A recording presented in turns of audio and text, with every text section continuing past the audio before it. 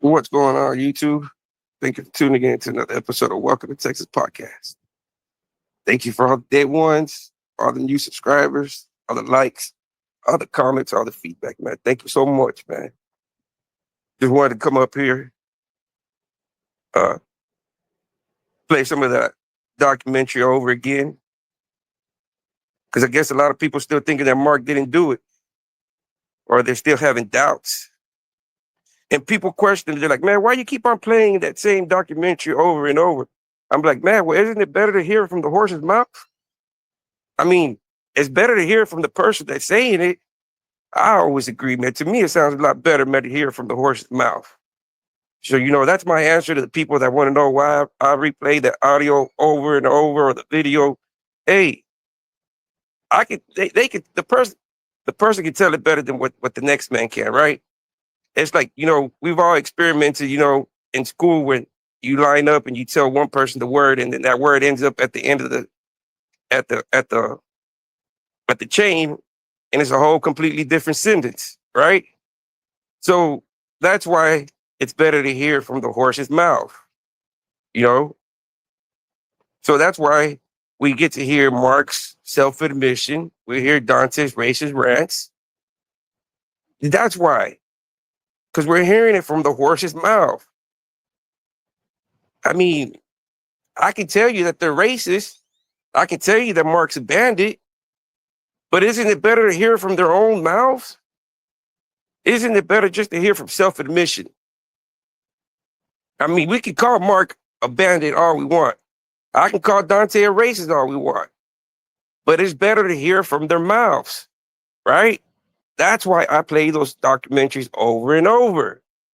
It's better to hear it from the horse's mouth. You play the racist audio over and over, eventually it's gonna get to the right ears. You just gotta keep on, you gotta keep on beating it. You know what I mean? Don't be discouraged. This, like I said, this is therapeutical.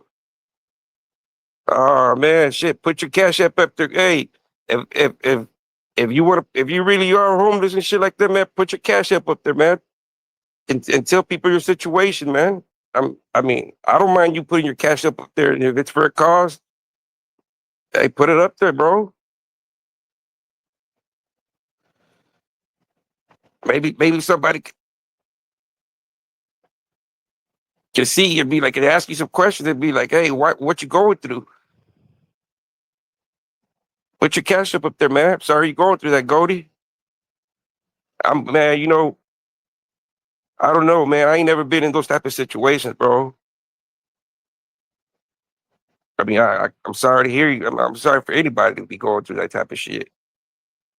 Kind of sucks, man. I don't know, man. I be, how you doing, V? It kind of sucks, man. Being homeless, man.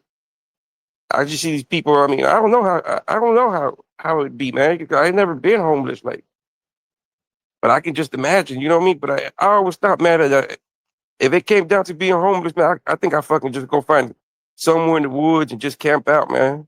Say fuck it. If I ever got to that point,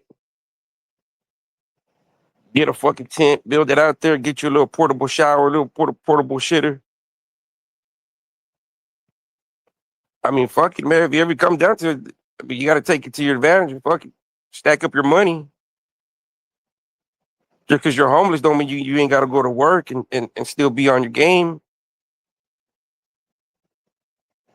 I don't know, man. Just don't give up. Don't worry. Don't worry about what happened yesterday. That's the thing, man. Yeah, man. That's man. Why don't you like get you one of them tents, man? Like get one of them portable tents and like, man, it sucks, so man. But I be seeing these comments and they're like, oh, Mark ain't do it. I'm like, Mark is saying everything he did. And that's why people are like, and the people that don't realize that the only person that this documentary affects is Dante for his racist remarks and Mark for his deviant actions. Those are the only people that get affected by me playing this documentary. Nobody else. Nobody else.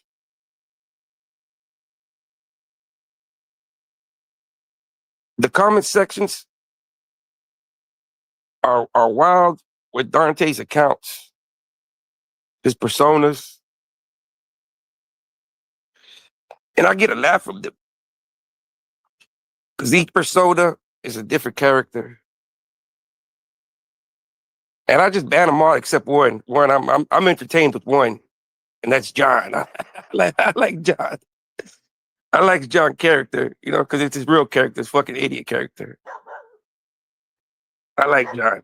Hey, John, if you out there, John, hit the chat. Show me you in here, man. I know you're in. I know you're the fucking the top commenter. You become the top commenter. Hey, man, is this how this fucking YouTube works, man? That your biggest hater is like your biggest commenter. It's like fuck it. It feels weird. YouTube giving these guys a top commenter, and then they're your biggest ops. I mean, yeah, I get that, man. I get that, and I thank you, man. Thank you, man. Because if it weren't for you, I wouldn't have no motivation, man. And I read the comments. You know, y'all go check them out. Y'all go check them out. I'm gonna tell you. I'm gonna tell you how Texas prisons run. You know, Texas prisons, or how the Texas system runs. For people that are out of state or people from other states being told other things, you know, this is how it works. And there's going to be people from Texas that are going to be able to verify this. When you go to prison, you get laughed at. You get laughed at when you tell people you got a 2-year sentence.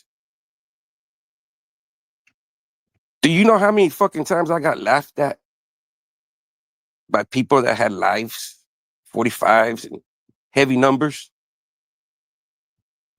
And once I got down there, people are like, fuck, man, I already did your number 10 times sitting on the fucking toilet.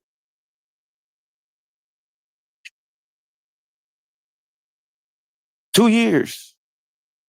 And let me tell you how them 2 years work. You're in county fighting your case, right?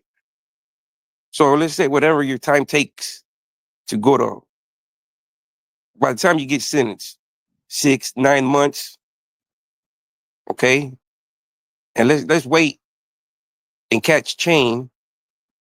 That's another 2, 3 months before you catch chain to the transfer facility. Once you go to the transfer facility, they're like, fuck, man, this guy got fucking less than 10 months to go. There's no point of wasting fucking paperwork and shipping this guy. So it's like, you're not, people want to act like they know me from prison, very far in between. It's like, first of all, you're correct. I never hit no maximum hardcore unit. I had a fucking 2-year sentence. I dwindled. I seen the environment. I seen the violence and the dwindle, the what's it called, the hustle game. I was part of it. I seen it. I indulged. I see what goes on. I knew how to make money. I knew how it was coming, how it was going.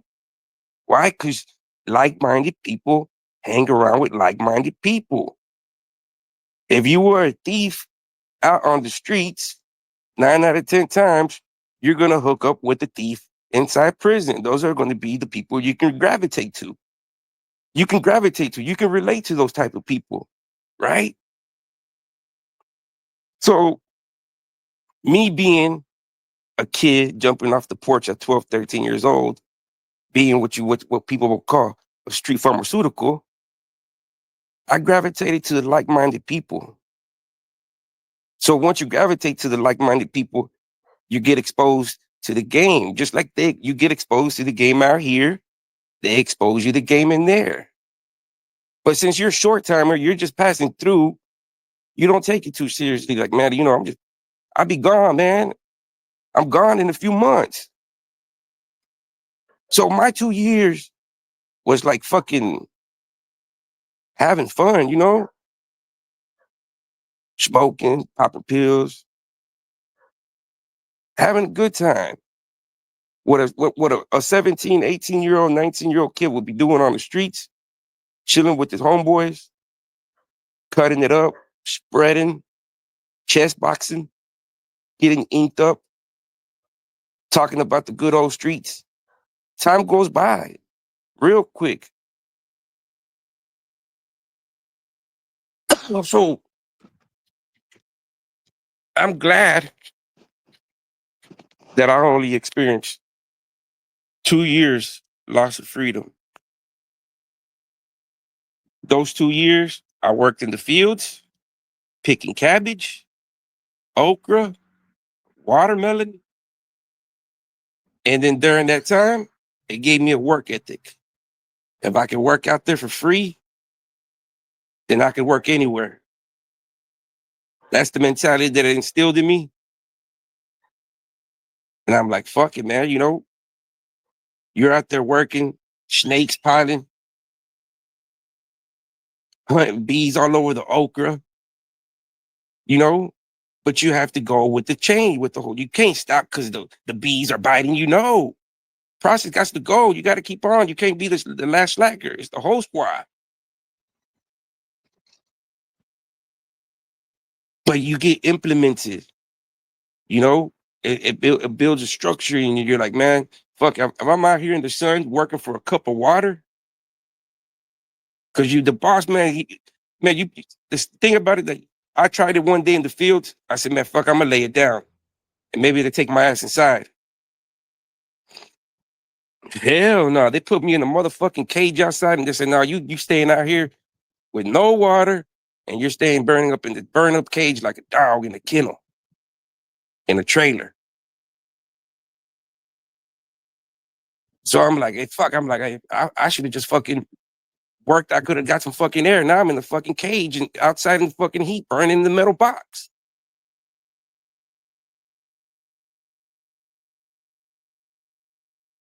Nah, they can't make me force stop, bro.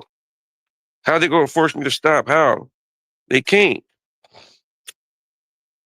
All they got is like, man, like I don't know what like what they can come up with. There's nothing like I don't know. They're mad. They're mad because I don't have no social media. There's nowhere you can point me to. So that guy's like, oh, you're lonely. You don't have no family. I'm like, yeah, you wish it was that way, buddy. You wish. You wish. But I'm smart enough to move differently. I just slacked up on I just slacked up on this YouTube because it's whole totally different. But you learn, you move.